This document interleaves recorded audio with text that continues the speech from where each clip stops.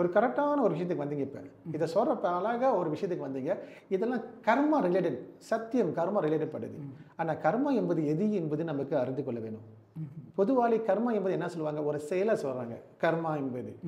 கர்மா அது இல்லை. எல்லாமே கர்மா ரிலேட் பண்ணிட்டு கரெக்டாக ஒரு வார்த்தை சொன்னீங்க. கர்மா இல்லாட்டி நீங்கள் இல்லை. கர்மா இல்லாட்டி நம்ம ஒரு செயல் அங்கே நடக்கிறதுக்கு நீ இருக்கணும் முதல்ல. அப்போ யாரு கர்மா உண்மையாலே? செய்யலா நீங்களா?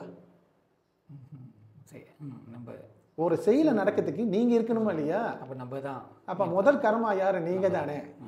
செயல் இரண்டாவது பட்சம். ஒரு நபர் சம்மந்தப்பட்டது இல்லை பொருள் சம்மந்தப்பட்டதாக இருக்கலாம். ஆனால் அதுக்கு முன்னால் நீங்கள் இருக்கணும்ல. அந்த கர்மா செய்யறதுக்கு நீங்கள் இருக்கணும்ல. அப்போ முதல் கர்மா யாரு? தான் தானே. தான் தான் முதல். அப்போ தான் என்பது எது? தன்னோட உயிர், தன்னோட ஜீவன், தன்னோட ஆத்மா, தன்னோட ஜீவன், உயிர் எல்லாம் சொல்லிட்டான் நீங்கள் புரியுதுக்காக. அப்போ தன்னோட கர்மாவை படி நடக்குதுன்னு நம்ம சொல்கிறோம். இந்த கர்மா அப்போ யார் உருவாக்குனது? நாம் தானே. நம்ம கிட்ட வெளியே விட்டு தானே கர்மா. அப்போ மீண்டும் இந்த கர்மா அடுத்த பிறவிக்கு வராதா? இல்லை அடுத்த வினாடிக்கு வராதா? வந்து தானே இருக்கும். அப்போ அந்த கர்மா நல்ல கர்மா தீய கர்மா சொல்கிறோம் நம்ம.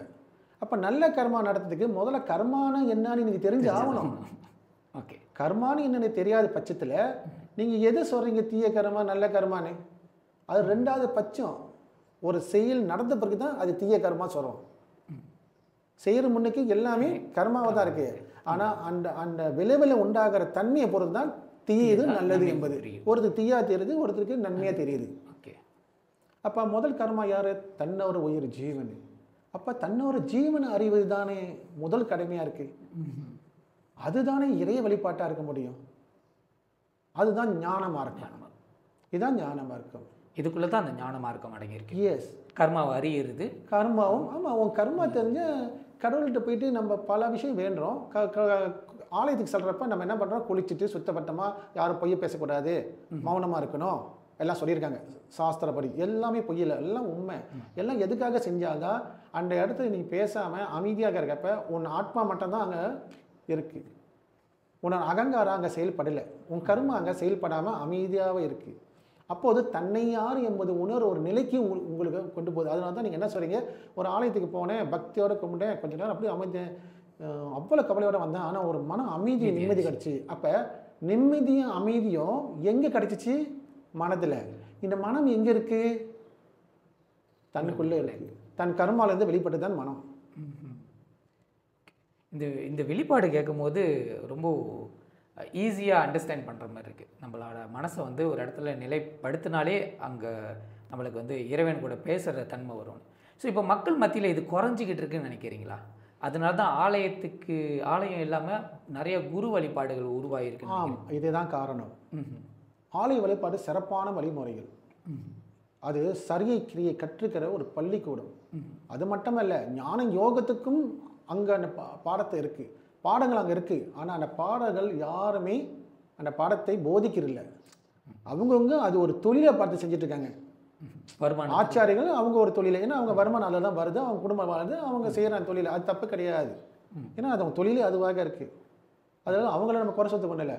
ஆனால் இங்கே அந்த ஆலயத்தில் சிறப்பான போதனை தருவதுக்கு சில குருமுறைகளை அனுமதி கொடுக்கணும். இது சிறப்பு. ஏன்னா நம்ம ஐயர்மார்களையும் குருக்குமாரையும் குறை சொல்லிட்டு புரிஞ்சில்ல. அவங்க வந்த நோக்கம் தொழில், அவங்க தொழிலையும் அவங்க வியாபாரம், அது அவங்க வருமானம் குடும்பம் அதை நம்பி வாழுது. அவங்கள குறை சொல்லிட்டு கொண்டு இல்லை. ஆனால் அந்த ஆலயம் நடத்துகிற நிர்வாகிகள் அந்த ஆலயத்தில் ஒரு போதகரை நியமிக்கணும். கட்டாயம் நியமிச்சோம். ஏன்னா அங்கே நடக்கிற ஒவ்வொரு பாடமும் அது பள்ளிக்கூடம் முதலே உங்கள்கிட்ட சொல்லிட்டேன். அந்த பள்ளிக்கூடத்தை கொடுக்குற அந்த பாடத்தை தெளிவான முறையில் போதிச்சா மட்டும்தான் மாணவர்களுக்கு சேரும், பக்தர்களுக்கு சேரும். அப்போது பக்தர்கள் அங்கே வந்து வழிபடுற முறையில் இருக்கிறப்ப உணர்ந்து புரிந்து தெளிவோடு அந்த வழிபாடு செய்கிறப்ப முழு பலன் பெறுவாங்க. அவங்க கர்ம வினை நிவர்த்தி ஆகும். சத்தியம் அது. கர்ம வினை, ஏன்னா நம்ம சாஸ்திரம் அதான் சொல்லியிருக்கு, நம்ம ஆக முறை எல்லாமே அதான் சொல்லியிருக்கு. ஆலயத்துக்கு போய்ங்க இறை வழிபாட்டில் நம்ம கர்ம வினை நிவர்த்தி ஆகும்னு சொல்கிறாங்க. ஆனால் யாருக்கும் கர்ம வினை நிவர்த்தி ஆன மாதிரி பார்க்கலையே நான் இன்றைய வரைக்கும். இங்கே அமைதியாக வழிபட்டு முடிச்ச கையோ வெளியே வந்தாரோ அங்கே ஒரு சண்டை சச்சரவு, அங்கே ஒரு வாக்குவாதம், தன் மனைவி கூட ஒரு வாக்குவாதம், தன் பிள்ளைங்க கூட ஒரு வாக்குவாதம், கோபம், அப்புறம் ஒரு அழகான பெண்ணை பார்த்தா காம உணர்வு உண்டாகுது. இப்படி பல துவேஷங்கள் உருவாக்கிட்டு தான் இருக்குது.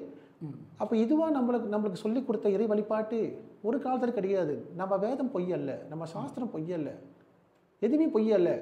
நம்ம பொய்யாக வாழ்ந்துட்டுருக்கோம். அதான் விஷயமே. இப்போ ஆலயத்துக்கு போக சொன்னால் போகிறேன், கும்பிட சொன்னால் சாமிகிட்ட சொன்னால் சாமியெல்லாம் செஞ்சிடும்.